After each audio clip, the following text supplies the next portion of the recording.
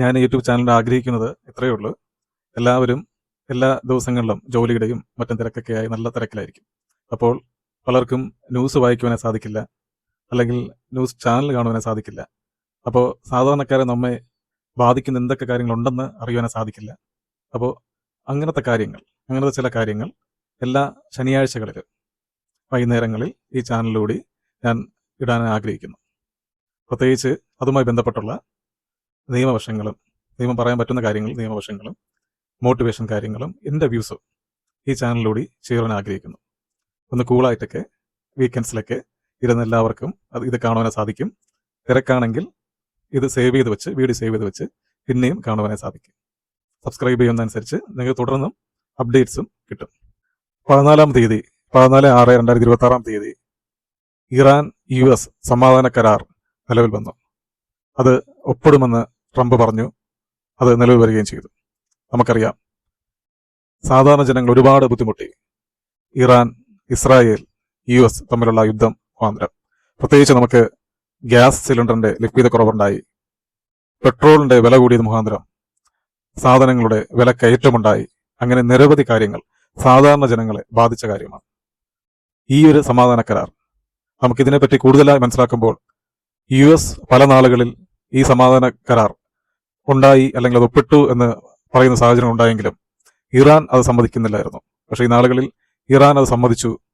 സമാധാനം പുനഃസ്ഥാപിക്കപ്പെടും എന്നതും ഫോർമോസ് കടലിടുക്ക് തുറന്ന് അവിടെ കൂടി ചരക്ക് നീക്കം പുനരാരംഭിക്കും എന്നതും ഏകദേശം ഉറപ്പായിട്ടുണ്ട്. അതുകൊണ്ട് സാധാരണ ജനങ്ങളെ നമുക്ക് ഓരോരുത്തർക്കും ഈ ഒരു വാർത്ത വലിയ ആശ്വാസം നൽകുന്നുണ്ട്. ഫിഫ വേൾഡ് കപ്പ് 2026 നടന്നു വരികയാണ്. ലോകത്തെല്ലാ ഫുട്ബോൾ പ്രേമികൾക്കും അത് വലിയൊരു ആവേശമാണ്. ഫുട്ബോളുമായി ബന്ധപ്പെട്ടുള്ള കാര്യങ്ങൾ. 15 പ്രിയദർശിനി പദ്ധതി ഉദ്ഘാടനം ചെയ്തു. സ്ത്രീകൾക്ക് സൗജന്യ യാത്ര ഉറപ്പുവരുത്തിക്കൊണ്ട്, എല്ലാ ബസ്സിലുമില്ല, ഓർഡിനറി ബസ്സുകളിൽ മാത്രം. പക്ഷേ ഇത് നല്ലൊരു ആരംഭമാണ്. അമ്മമാർക്കും സഹോദരിമാർക്കൊക്കെ ഫ്രീ ആയിട്ട് ഓർഡിനറി ബസ്സിൽ യാത്ര ചെയ്യാൻ സാധിക്കുന്ന അവസരം എല്ലാവരും പരമാവധി ഉപയോഗിക്കുക. ടെലഗ്രാമിന് പൂട്ട് വീണു എന്നൊരു വാർത്തയും വന്നു. അതായത് നീറ്റ് ക്രമക്കേടുമായി ബന്ധപ്പെട്ടാണ് ഈ ഒരു കേന്ദ്രം ഇങ്ങനെ ഒരു ഉത്തരവ് പുറപ്പെടുവിച്ചത്. എൻ്റെ ഒരു വ്യൂവിൽ ആ ഒരു ആപ്ലിക്കേഷൻ മുഴുവനായി ഇങ്ങനെ ഒരു പൂട്ട് ഇടേണ്ട ആവശ്യമില്ലായിരുന്നു. പക്ഷേ നീറ്റുമായി ബന്ധപ്പെട്ടാണ് കേന്ദ്രം ഇത് ചെയ്തിരിക്കുന്നത്. അടുത്ത വാർത്ത 17 നമ്മുടെ ഫുട്ബോൾ ഇതിഹാസമായ മെസ്സി 3 ഗോൾ അടിച്ചു. ഈ വർഷത്തെ ആദ്യത്തെ 3 ഗോൾ അടിക്കുന്ന താരമാണ്. 38 വയസ്സുള്ള മെസ്സിയാണ്. ടെലഗ്രാമിന്റെ നിരോധനം ഡൽഹി കോടതി ശരിവെച്ചു എന്ന വാർത്തയാണ് അടുത്തത് വരുന്നത്. അപ്പോൾ ഈ ഇടയ്ക്കൊന്നും ആ നിരോധനം നീക്കുന്ന സാഹചര്യമില്ല എന്ന് തോന്നുന്നു.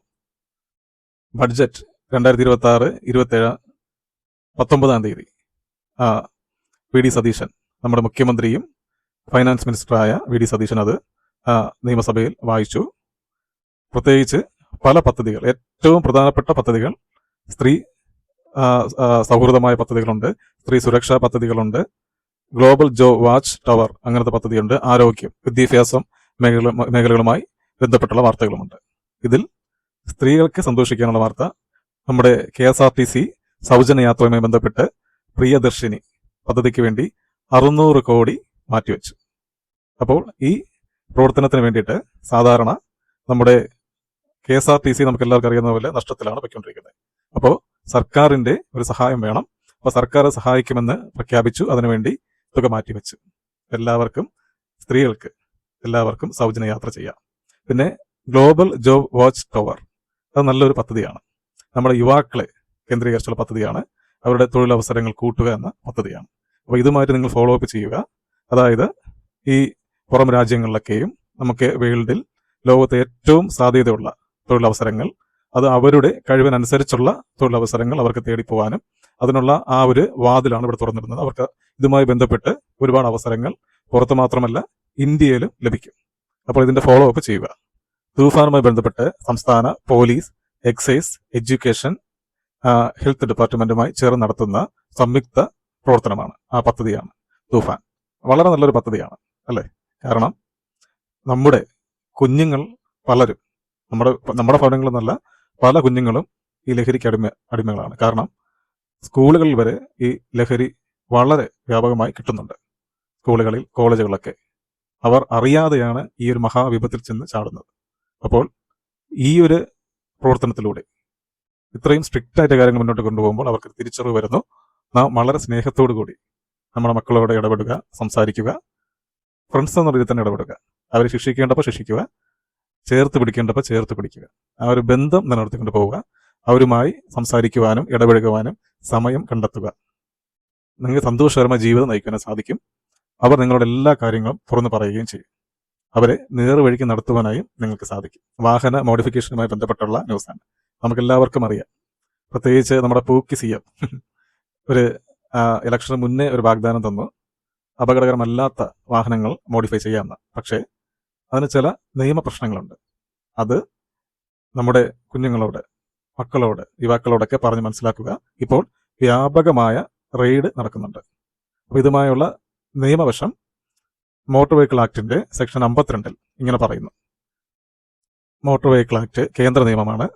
അതിന്റെ സെക്ഷൻ 52 ഇങ്ങനെ പറയുന്നു: നിയമം അനുവദിക്കാതെ മാനുഫാക്ചർ അപ്രൂവ് ചെയ്ത കാര്യങ്ങൾ വാഹനങ്ങളിൽ മാറ്റം വരുത്താൻ സാധിക്കില്ല. ശ്രദ്ധിക്കുക, സുപ്രീം കോർട്ടിന്റെ കേസുണ്ട്. Regional transport officer versus K.